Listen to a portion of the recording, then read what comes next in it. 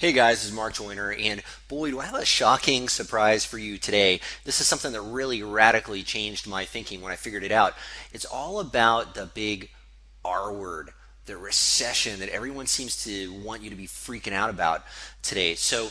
Well, let's take a look at what a recession is. Okay, now, when people talk about the recession, they talk about it like it's some big, scary, mythical thing that is perhaps controlled by those who are much more powerful than us.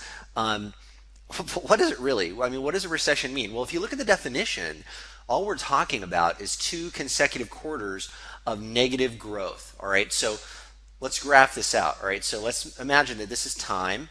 These are quarters here. This is your first, second, third, fourth quarter of any year. And this is the growth or the gross national product of any particular country. So let's imagine you have 2 quarters of positive growth where the gross national product goes up, and then you have 1 quarter that goes down. You're not in a recession yet, but you got 2 consecutive quarters. Well, guess what? That's a recession. But here's what they don't tell you about that's absolutely amazing. All these people who are freaking out about this and talking about this on the news like, the world is ending. You know what they're not telling you?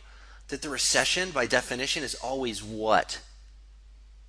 The past.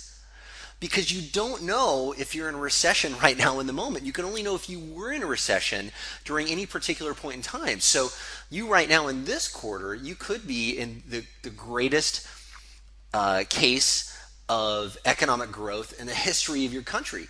You just don't know, and you won't know until the quarter is over. So when people say we're in a recession, it's really not true. We don't know what we're in right now. So what does this mean to you? Now, you might be someone who lost your home, or something, negative happened to you, during any of these periods of negative economic growth, and you might say, well, Mark, yeah, I think this is totally real.